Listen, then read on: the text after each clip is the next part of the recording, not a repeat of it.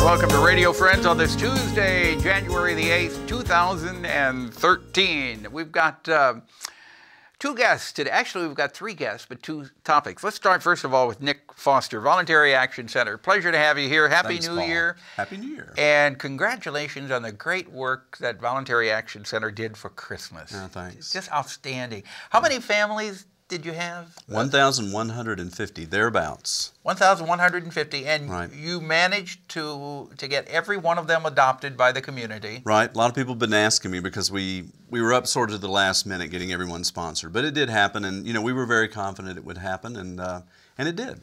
You know, it really is a magical feeling when you walk into that church when you're delivering the packages for the people. It's overflowing. It's overflowing with literally, gifts. Yeah, it is. That are going out to folks in the community who would not really be receiving anything if it were not for the good folks in Central Missouri. Right, and we were going through the process. We've been going through the process of reading all the thank you notes, and those are going out to sponsors now. And it's really heartwarming to read the difference that it makes for a lot of families. For a lot of them, absolutely nothing would happen for Christmas if it weren't for this program. And when you look over the list of what people are asking for, they are not frivolous things whatsoever. So many people ask for either pots and pans or laundry detergent or sheets or a coat for my child. Right. These are things that so many of us take for granted, but they really are a necessity. Well, we do, and it's funny because sponsors will call us and they'll sort of complain. They'll say, you know, all these children want is shoes and a coat and you know, that kind of thing. And we ask the families for a wish list. What do you want for Christmas? What would your child like? So very often in a situation like that, a sponsor will do what the families ask for, but then they'll go beyond and they'll buy a toy or two anyway because they feel like a child needs a toy at Christmas. What have you got coming up for 2013? Well, we've got a fundraiser coming up very soon, February the 8th, Trivia Night, a major fundraiser for us, sponsored by Veterans United Home Loans. You can check our website or call us about more information from that. And then Homes for Computers begins. We're in the process right now, as a matter of fact, of accepting applications for computers. We work with the City of Columbia. They exchange some of their computers every year. We take the ones that they're getting rid of and they get cleaned up and all fixed up, and then families who don't have a computer, who have children in the home that are school age, we make those computers available to them. But you're not asking for the public to donate computers? No. In fact, we really don't have the capacity to handle that. In other words, if somebody were to donate a computer to us, we really wouldn't be able to handle it. The city handles all of that for us, and then the downtown optimists clean them up, and then we distribute from their facility. Okay. If folks want to come to the trivia night, what do they do? Give us a call or check us out online. There'll be information on our website, vacmo.org. Okay, and the trivia night is? February 8th. All right, best of luck and congratulations again on wonderful work at Christmas time. Thanks, Paul. All right, Nick Foster, Voluntary Action Center.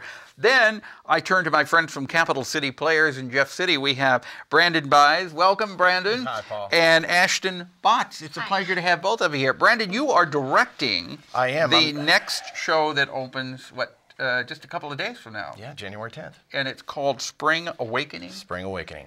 What is it about? We're very excited about it. It's a new contemporary show. Actually, it's based on a play written back in the late 1800s, back in Germany. And they've actually made it in 1990. They rejuvenated it and made it to a contemporary musical. And it's basically based on, in Germany, the actual play that was written is the original actors, or the original characters. And what they've done is it has to do with coming of age.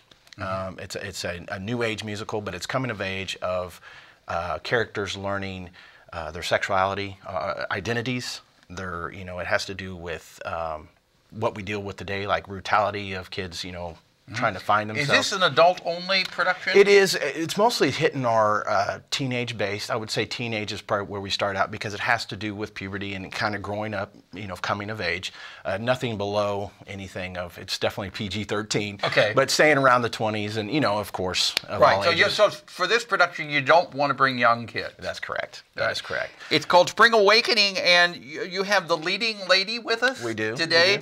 It's Ashton, welcome. Thank you. Now tell me about your character. Well, my character's name is Venla Bergman, and her life growing up, she's wanted to know, you know, where do babies come from, and how do I, you know, see myself in this world. And her mother, and also most of the adults in the show, want to keep everything, you know, very hush hush. We don't talk about these things, and so it's up to her and the other young people in the show to find these things out for themselves, and that gets them into situations that may not be the greatest for them, but it's a great lesson that the audience can take away with and have those conversations with their own children about the things that happen in life. So is there comedy in this production? It's strictly, I mean, I would say there's definitely funny parts in it because I think when But it's not a comedy per It is se. not a comedy per se. There's definitely, you know, growing up and finding oneself is funny at times, and there are several characters that are humorous because it is funny, you know, trying to find yourself. But it's very, very, you know, it's got some heavy stuff in it, and it's just the music is what really drives this show because even though it's set in the late 1800s, when they go into song, it really brings back into a rock style environment to where, okay, now we're in the 20th century when they express themselves. Okay. So when they express those, you can really relate to them on nowadays versus, and then when the song's over, it goes back into their style of living. Is that a difficult show to do? It is very difficult. You know, we're probably the first one in the mid-Missouri I know of that we're doing it. Okay. In mid-Missouri. So you open on January January 10th, 2 days from today. That's correct. And if you've not been down there, you have dinner. We have a dinner theater. That's right. and the production. That's and then right. on Sunday, it's It's a matinee, and the doors open at 1 o'clock. We seat, and actually it's 12:30 on the matinees. But ticket line 681-9012. okay, 573-681. 9012. 9012, and as we always say, the operators are standing by right now to take your calls. If you get a busy signal, hang up and try again. That's right. And 1200 Linden Drive. Okay. Hey, thank you so much. Are you running 2 weeks? We're on 2 weeks. 2 weeks. Okay. Yeah, But that's opening- January 10th, and then the following Thursday is January 17th. Okay, so you open 2 days from today, January 10th. Thank you so much for Thank you, coming Paul. by, Brandon. Thank you, bud. And Ashton, thank you. And Brandon, we mentioned you clogged on our Pepper and Friends show 32 years ago. I did. You were just a You're little telling tight my then. age. That's right. Thank you.